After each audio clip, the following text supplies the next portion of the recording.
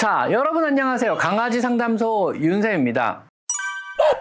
오늘은요, 늑대와 강아지의 차이를 한번 알아보도록 하겠습니다. 강아지와 늑대는 정말 비슷할까요? 가끔 TV에 동물이 나오는 프로그램을 보면은요, 늑대의 생활에 빗대어 강아지의 행동을 해석하는 그러한 얘기가 종종 들려옵니다. 뭐 알파롤이라든가 각종 서열관계라든가 영역에 대한 이론이라든가 전부 늑대의 생활을 관찰하고 나온 이론이고, 이 이론을 근거로 강아지의 생활을 해석하고 훈련을 통해 교정을 하려고 하는 건데요. 근데 정말 이게 맞는 걸까요? 현재에도 많은 강아지 행동학적 이론들이 늑대를 관찰하고 그 결과를 강아지에 적용한 것들이 많습니다. 하지만은요, 이 이론들은 너무 오래된 이론들이고요. 여기에는 오류가 굉장히 많습니다. 결론부터 말씀드리면은요, 강아지와 늑대는 완전히 다른 동물이라는 겁니다.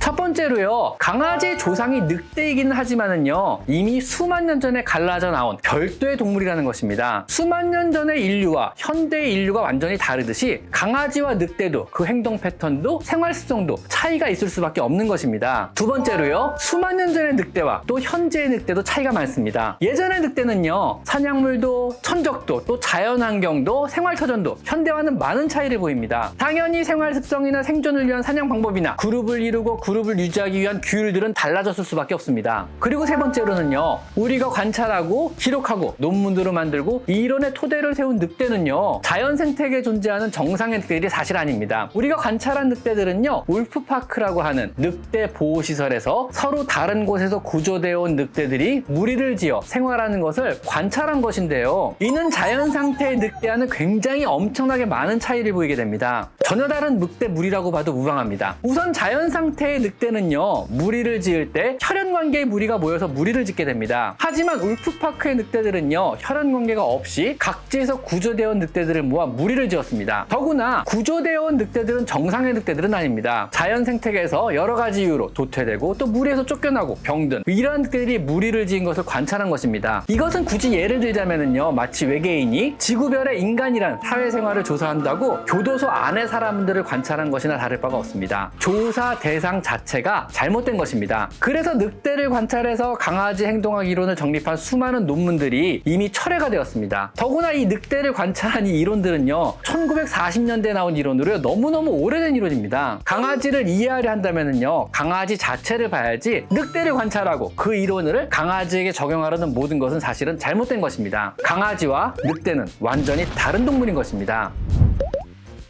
자, 그러면은요, 강아지와 늑대가 완전히 다르다는 것은 알겠습니다. 그럼 강아지를 이해하려면은요, 어떤 걸 봐야 하는 걸까요? 왜 강아지는 개개별로 이렇게 성격이나 행동, 생활 패턴이 다양한 걸까요? 강아지를 이해할 때요, 우리가 가장 중요하게 생각하고 봐야 하는 것은요, 사실은 늑대가 아닙니다. 사람의 의도입니다. 강아지의 조상은 늑대이긴 하지만은요, 그 강아지를 가축화하고 함께 생활하면서 그 용도와 목적에 맞게 브리딩을 한 것은 사람들이기 때문입니다. 사람의 의도가 강아지에게 깊숙이 개입되어 있어서 늑대의 특성을 투영하기에는 너무 많이 변해버린 것입니다. 아마 처음엔 100% 늑대였을 겁니다. 우연히 순하고 친근감 있는 개체가 사람의 무리 근처에서 음식을 구걸하고 얻어먹기 시작하고, 이런 순한 개체들을 사람들이 키우며 사람을 잘 따르는 개체들끼리만 교배를 반복함으로써 완전히 가축화에 성공을 했을 것입니다. 실제로요, 러시아의 블리에프는요, 무려 40년 동안 야생 여우를 계속 순한 개체만 선택 교배시킴으로써 35세대가 지나자 거의 가축화에 성공한 예도 있습니다. 그 후 우리 사람들은요, 더 목적에 맞게 강아지를 교배하여 브리딩을 하기 시작했습니다. 작은 동물을 사냥하기 위하여 작은 동물이 뛰기 시작하면 미친 듯이 쫓아가 물어 죽이는 능력의 테리어종을 만들었고요. 소떼나 양떼를 몰고 지키기 위해서 가축의 발이나 뒤꿈치를 잘 물며 큰 동물을 몰 수 있는 보도콜리나 웰시코기 같은 것들을 브리딩했습니다. 누군가 근처에 접근만 하면은요, 바로바로 짖어서 사람들에게 알려주는 번견 용도로 진돗개나 도베르만 등이 만들어졌고요. 한 번 물면은요, 절대 놓지 않고 상대의 숨통을 기어이 끊어버리고 마는 용맹한 개들도 이때 만들어졌습니다. 또한 식탐이 좋아서요, 총을 쏴서 오리를 물가에 떨어뜨리면은요, 물속이라도 기어 들어가서 오리를 물고 오지만 아주 순하기 때문에 쉽게 사냥물을 빼앗길 수 있는 레트리버라는 품종이 만들어지기도 했으며, 마차가 달릴 때 앞서 달리며 미친 듯이 짖어가지고 사람들을 비키게 하는 달마시안이라는 품종이 만들어지기도 했습니다. 우리가 소위 악마견이라고 하는 강아지들은요, 사실 그 목적에 맞게 브리딩되어 정상적인 행동을 하는 그런 아이들일 뿐입니다. 물도록 혹은 미친 듯이 짖도록 혹은 미친 듯이 뛰도록 목적에 맞게 만들어진 아이들이니까요. 그래서 리트리버가 그렇게 순하고 식탐이 많은 것이고요. 그래서 달마시안이 그렇게 안 지치고 뛰며 잘 짖는 것입니다. 그래서 잭 러셀 같은 테리어들이 작은 동물만 보면 미친 듯이 뛰는 것이고요. 작은 동물의 소리인 삑삑이 장난감에 그렇게 흥분하며 열광을 하는 것입니다. 보더콜리가 모여있는 사람들을 한쪽으로 몰려고 하는 이유도 이런 것이고요. 종종 어린아이의 발 뒤꿈치를 물어 사고를 내는 것도 역시 이런 이유 때문입니다. 우리가 강아지를 이해하려 한다면은요, 강아지가 왜 이런 행동을 하는지 알고 싶다면은요, 이 강아지가 왜 만들어졌는지, 또 어떤 의도를 가지고 브리딩이 된 것인지 사람의 의도를 먼저 파악하고 이해하는 것이 훨씬 더 중요한 일인 것입니다. 이미 수만 년 전에 갈라져 나와서 이제는 별 상관도 없는 늑대 행동을, 더군다나 자연 상태의 늑대도 아닌 도태된 집단의 늑대 무리를 보고 파악해서는 안 되는 것입니다.